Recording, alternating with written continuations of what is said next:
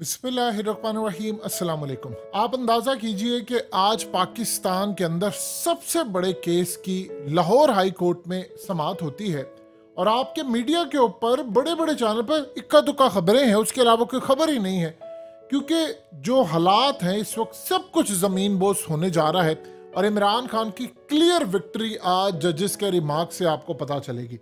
अब ये हुआ क्या है, और सबसे पहले जस्टिस उमर अता बंदियाल के रिमार्क्स अगर आप समझें तो आपको क्लियरली इंडिकेट हो जाएगा कि पाकिस्तान में इलेक्शन होने जा रहे हैं और इलेक्शन अब होकर रहेंगे। जस्टिस उमर अता बंदियाल ने नैब तरामीम के खिलाफ इमरान खान की जो दरख्वास्त थी उस पर समाअत की। उन्होंने कहा, जरा उनके रिमार्क सबसे पहले अहम है, उनको समझिए। उन्होंने कहा कि नैब तरामीम के खिलाफ जो दरख्वास्त गुजार हैं वो इमरान खान है, ये कोई आम शहरी नहीं है। इमरान खान की हुकूमत छोड़ने के बाद भी बड़ी तादाद में अवाम की इनको पुश्त पनाही हासिल है, यानी वो अभी भी बहुत बड़े पॉपुलर लीडर हैं और बड़ी तादाद में। ये जस्टिस उमर अता बंदियाल ने क्लियरली इंडिकेट किया। फिर उसके बाद उन्होंने कहा कि अवाम करप्शन से पाक हुकूमत चाहती है, अदालत कोई हुकूमत कायम नहीं करना चाहती, ना वो हुकूमत करना चाहती। जब सियासी बहरान पैदा होता तो अदालत को मुदाखलत करना पड़ती है। उन्होंने कहा कि मुल्क में तमाम मसाइल का हल आवाम के फैसले से ही मुमकिन है। मौजूदा पार्लियामेंट जानबूझकर नामुकम्मल रखी गई है और जो कानून साजी हो रही है वो भी मुतनाज़ है। उन्होंने कहा मौजूदा हुकूमत के क्याम को 10 माह हो चुके हैं। इलेक्शन कमीशन ने स्पीकर रूलिंग केस में कहा था कि नवंबर 2022 में आम इंतखाबात कराने के लिए तैयार है।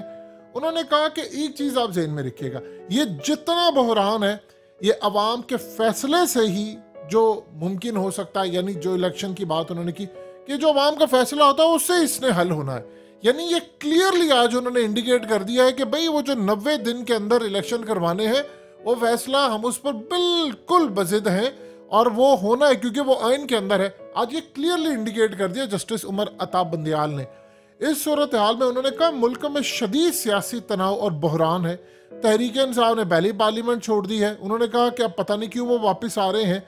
इस सूरत हाल के अंदर इमरान खान के मामले के रिमार्क्स और ये इलेक्शन, ये तो सुप्रीम कोर्ट क्लियर है। अब जरा लाहौर हाई कोर्ट की तरफ आते हैं, लेकिन सवाल ये पैदा है कि वो किसके हुक्म पर मीडिया के अंदर बड़े लेवल पर इसकी पजीराई नहीं हो रही।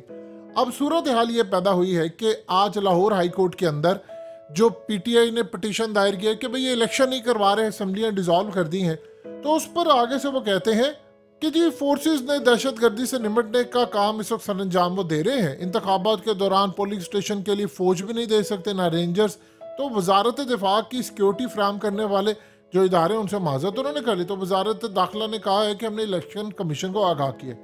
अब जरा आप अंदाजा कीजिए कि लाहौर हाई कोर्ट के अंदर आज समाअत हो रही थी, तो उन्होंने क्लियरली उनसे पूछा कि आप इलेक्शन की डेट क्यों नहीं दे रहे। तो उन्होंने कहा ये जो इलेक्शन कमीशन का काम है इसको बैक करें इदारे।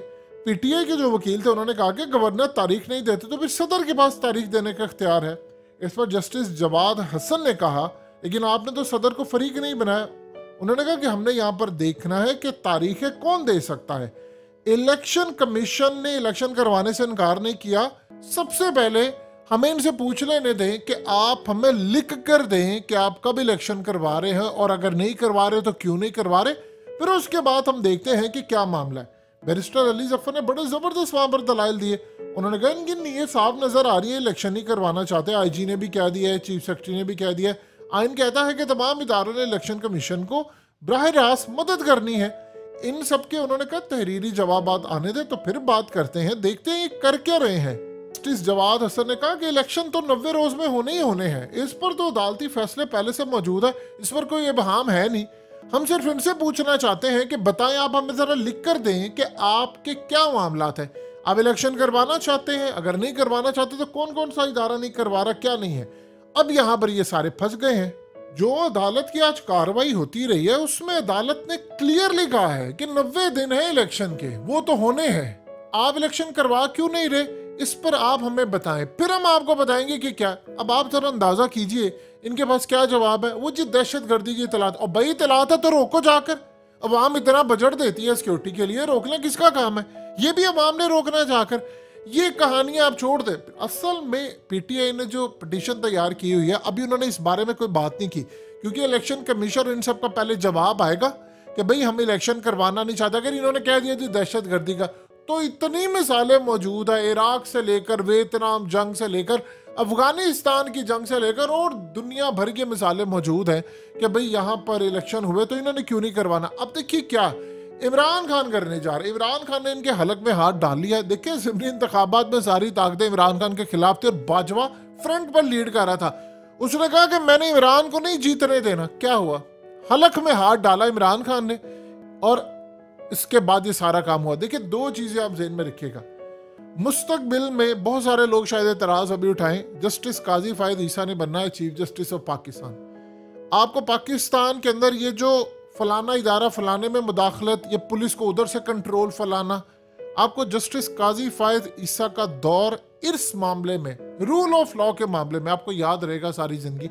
यानी बहुत सारे उनसे इख्तलाफात या आप बहुत सारी चीजें हो सकती, लेकिन इस मामले के अंदर वो बर्दाश्त नहीं करेंगे, तो वो तो आने वाले। एक चीज, दूसरा सबसे बड़ी बात ये है कि देखिए ये जो तमाशा इस वक्त चला है, वो जी फलाना नहीं कह रहा वो फलाना, भाई आपने इलेक्शन करवाने हैं, आप करवाएंगे इलेक्शन, क्यों नहीं आप करवाएंगे इलेक्शन? ये तमाशा है, हम इलेक्शन नहीं करवा सकते। देखिए आज तक इमरान खान इस बात को भूले नहीं है, ये बात आप जहन में रखिएगा कि उस रात अदालतें क्यों खुली थी। जस्टिस अतर मिनल्ला ने जो उड़ा कर रख दिया था वो पीका कानून जो पीटीआई से बाजवा ने पास करवाया था कि आप तनकीद नहीं कर सकते इदारों पर, ये आज आप देख लें क्या सूरत हाल है। आज वफाकी काबीना का इजलास हुआ जो कल परसों, उसमें क्लियरली उन्होंने इंडिकेट कर दिया है कि भाई हमने तो किसी सूरत ये फौज और अदलिया पर जो तनकीद के बदले सजा है इसका बिल पास नहीं करना। खुर्रम दस्तगीर ने तो क्लियरली कहा, उसने कहा कि इनकी इज्जत है, इदारों की इज्जत नहीं है, यानी आम शहरी की कोई इज्जत नहीं है, इन पर तनकीद करें। आम शहरी का उतना क्या टैक्स वो देता है, ये इदारे तो टैक्स लेते हैं, तो हमें आम शहरी की भी उतनी, उन्होंने कहा कि सहाफ़ियों की भी उतनी इज्जत है, सहाफ़ी खवातीन की भी उतनी इज्जत है। अब इनको ये सारी बातें याद आई हैं और इस सूरत हाल में पीपल्स पार्टी ने भी रिजेक्ट कर दिया है। देखिए अब ये जो चीज़ें हैं ये काफ़ी हद तक आप जो मर्जी कह लें, लेकिन ऐसा तो नहीं हो सकता ना, पाकिस्तान में बाकी भी इदारे हैं, मुल्क का बेड़ा गर्क हो रहा है, अदालतें ये चीज़ देख रही हैं। और वो जो खास तौर पर उस रात वाला मामला जिसमें जस्टिस अतर मिनल्ला ने कहा था, जाहिर सी बात है उन्होंने बाजवा की तरफ इशारा किया था कि अगर अदालतें ना खुलती तो उस रात मार्शल लॉ लग लाना था, तो मार्शल लॉ अगर लग जाता तो उसके बाद क्या होता। लेकिन इमरान खान इस बात को हजम नहीं करते, बावजूद इसके कि उसके बाद उन्होंने छोड़ दिया, जस्टिस अतर मिनल्ला चले गए।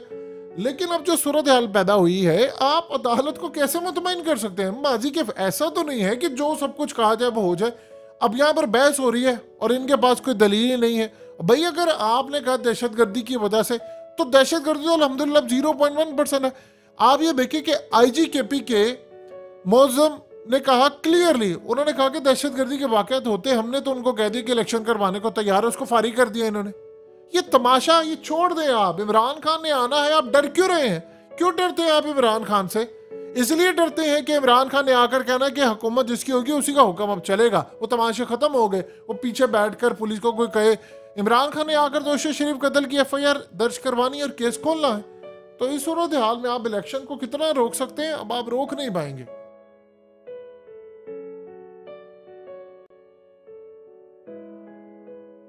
हकीकत टीवी को सब्सक्राइब करना मत भूलें, वीडियो को लाइक करें, शेयर करें और कमेंट सेक्शन में अपनी राय का इजहार जरूर करें।